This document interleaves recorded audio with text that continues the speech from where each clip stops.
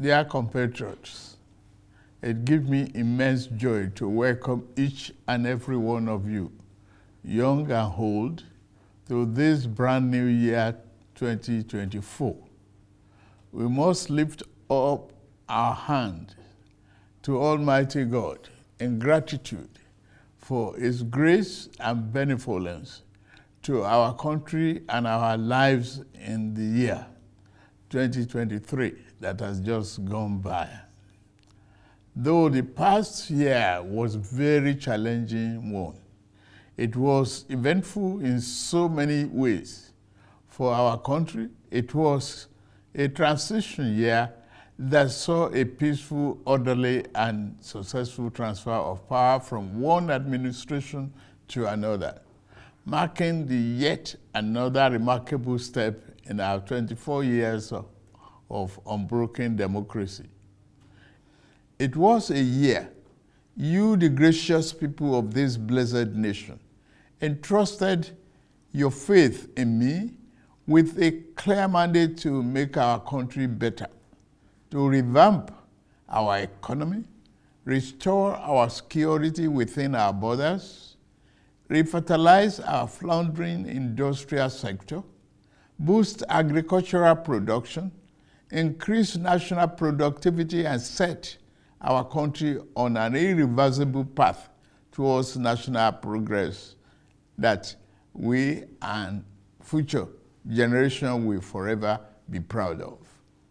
The task of building a better nation and making sure we have a Nigerian society that cares for all our citizens is the reason I ran to become your president.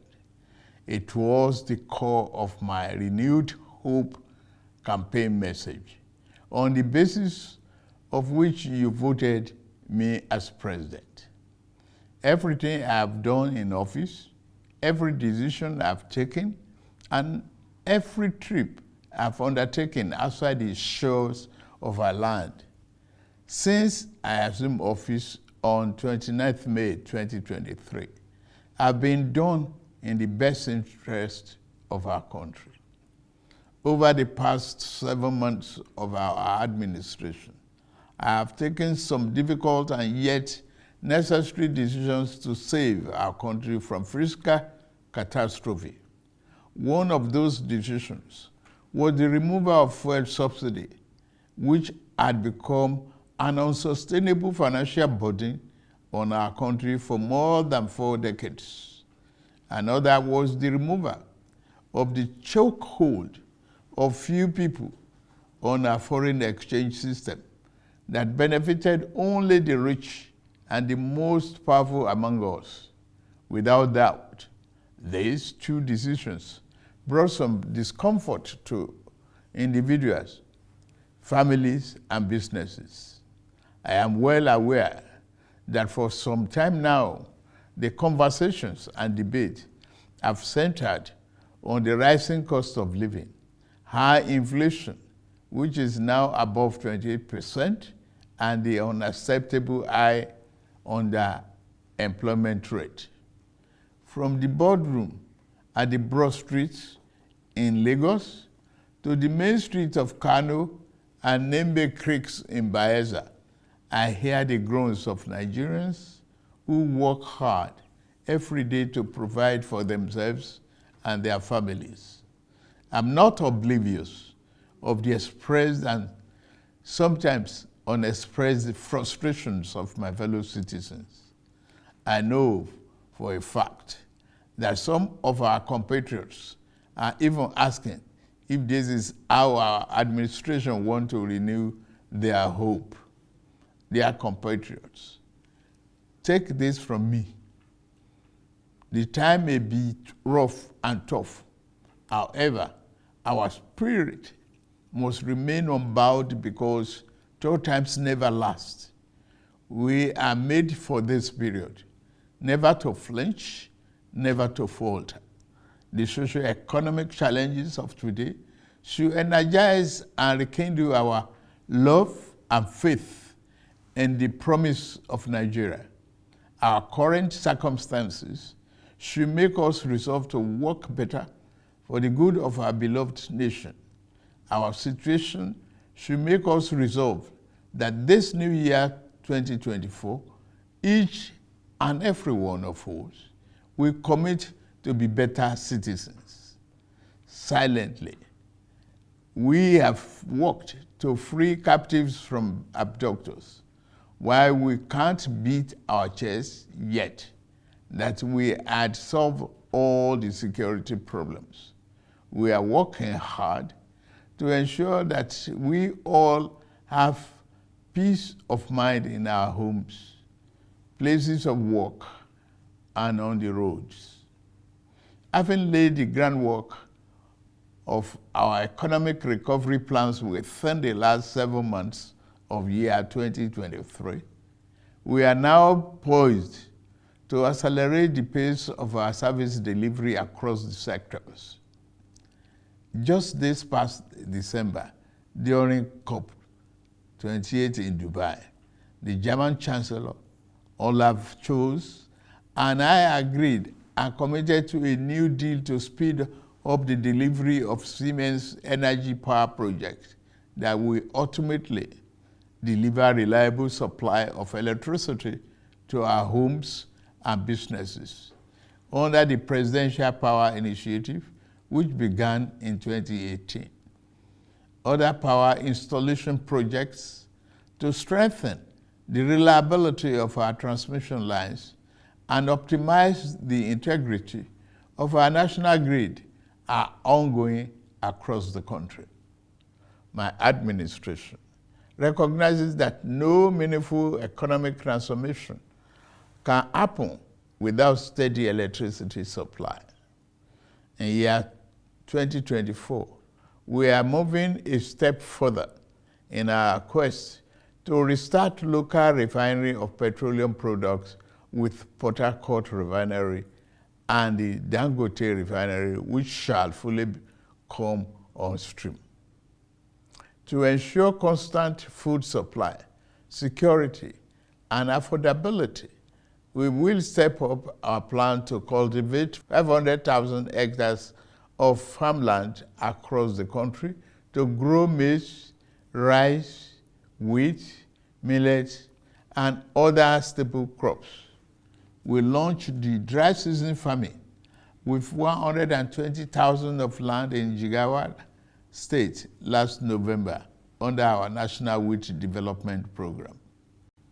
And this new year, we will race against time to ensure all the fiscal and tax policies reforms we need to put in place are codified and simplified to ensure the business environment does not destroy value.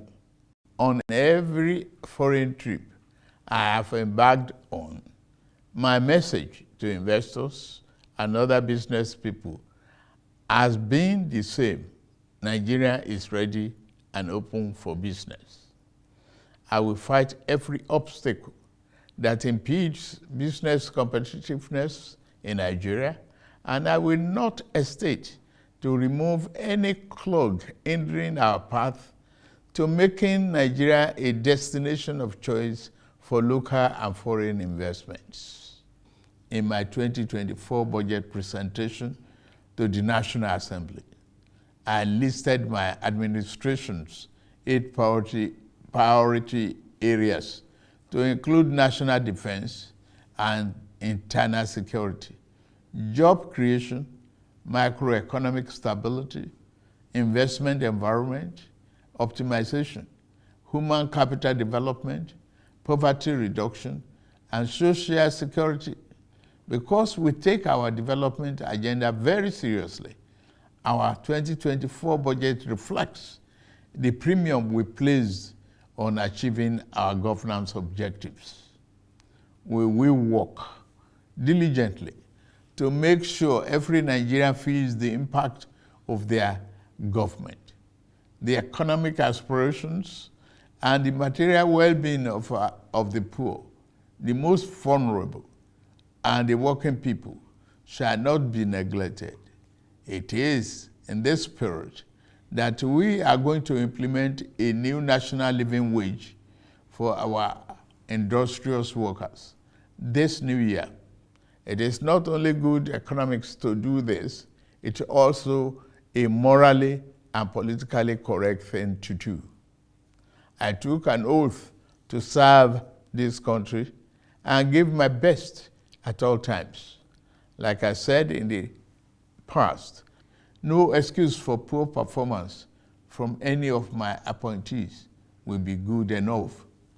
It is the reason I put in place a policy coordination, evaluation, monitoring, and delivery unit in the presidency to make sure that governance output improves in the living condition of our people. We have set the parameters for evaluation. Within the first quarter of this year, ministers and head of agencies with a future in this administration that I lead will continue to show themselves.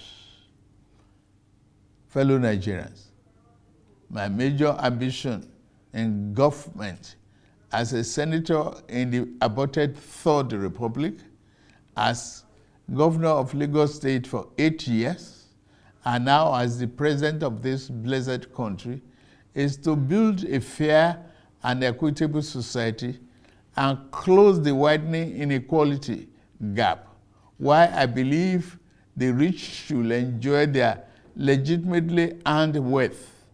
Our minimum bargain must be that any Nigerian that works hard and diligent enough will have a chance to get ahead in life. I must add that because God didn't create us with equal talents and strengths, I cannot guarantee that we will have equal outcomes when we work hard. But my government, in this new year, 2024 and beyond, we work to give every Nigerian equal opportunity to strive and to thrive. For the new year to yield all its good benefits to us, as individuals and collectively as a people, we must be prepared to play our part. The job of building a prosperous nation is not the job of president. Governors, ministers, lawmakers, and government officials alone. Our destinies are connected as members of this household of Nigeria. Our language, creed, ethnicity, and religious belief, even when they are not same, should never make us work at cross purposes. In this new year, let us resolve that as joint heir to the Nigerian Commonwealth, we will work for the peace, progress, and stability of our country. I extend this call to my political opponents in the last election. Election is over. It is time for all of us to work together for the sake of our country. We must let the light each of us carries, men and women, young and old, shine bright and brighter to illuminate our path to a glorious dawn. I wish all of us a happy and prosperous year 2024. May God continue to bless the Federal Republic of Nigeria.